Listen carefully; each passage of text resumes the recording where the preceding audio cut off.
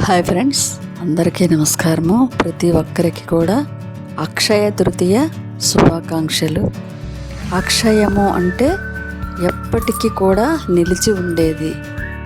అంటే ఈరోజు మనం ఏదైతే మంచి మంచి కార్యక్రమాలు చేస్తూ ఉంటామో, ఏవైతే దానాలు చేస్తూ ఉంటామో, ఏవైతే మంచి పనులు చేస్తూ ఉంటామో, అవన్నీ కూడా మనమే ఏ ఆలోచనతో ఉంటామో, ఏ ప్రవర్తనతో ఉంటామో ఎప్పటికీ కూడా నిలిచి ఉంటాయి. అంటే ఎప్పటికీ కూడా మంచి పనులతో కూడి ఉన్నది అక్షయము.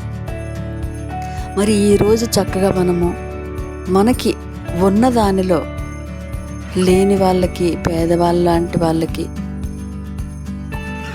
భోజనం వండి పెట్టడమని, అనాథ పిల్లల దగ్గరికి తీసుకొని వాళ్ళకి ఏవైతే కావాలో అవన్నీ పంచిపెట్టడం అని, లేదంటే చక్కగా ఎండగా ఉన్నప్పుడు ఎవరికి మనకు అవకాశం ఉన్నంత వరకు మజ్జిగ పంచడం అని, లేదంటే ఒక పెద్దవాళ్ళకి, వృద్ధులకి, దేవాలయం దగ్గర ఉన్న వాళ్ళకి అన్నం పట్టుకెళ్ళి వాళ్ళకి భోజనం వడ్డించటం అని, మంచినీళ్ళు కావాలని వాళ్ళకి మంచినీళ్ళు ఇవ్వటం అని, ఏదైతే మనము పాలు లేని పిల్లలకి, చిన్నపిల్లలకి పాలు ఇవ్వటం అని ఏదైతే ఇస్తూ ఉంటామో అది ఎప్పటికీ కూడా నిలిచి ఉంటుంది. ఒక ధ్యాన సాధన.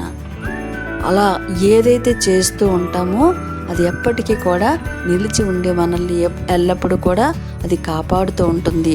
ఎందుకంటే కొంతమంది భోగాలు అనుభవిస్తూ ఉంటారు. అనుకుంటాం మనం, వీళ్ళు చాలా పెట్టి పుట్టారు, అద్భుతంగా వాళ్ళ జీవితం ఉంది అంటే పూర్వ జన్మలో వాళ్ళు మంచి మంచి కార్యక్రమాలు చేసి ఉన్నారు కాబట్టి ఈ జన్మలో వాళ్ళు అంత అద్భుతమైన జీవితాన్ని జీవిస్తున్నారు. కాబట్టి ఎప్పుడూ కూడా మనము మంచి ఆలోచనలతో, మంచి ప్రవర్తనతో, అనునిత్యము మన లోపల ఉన్న పరమాత్మతో కనెక్ట్ అవుతూ చక్కగా మన దగ్గర ఉన్నదాన్ని ప్రతి ఒక్కరికి కూడా షేర్ చేస్తూ ఉంటుంటే మన జీవితం అద్భుతంగా ఉంటుంది. ప్రతి ఒక్కరికి కూడా అక్షయ తృతీయ శుభాకాంక్షలు.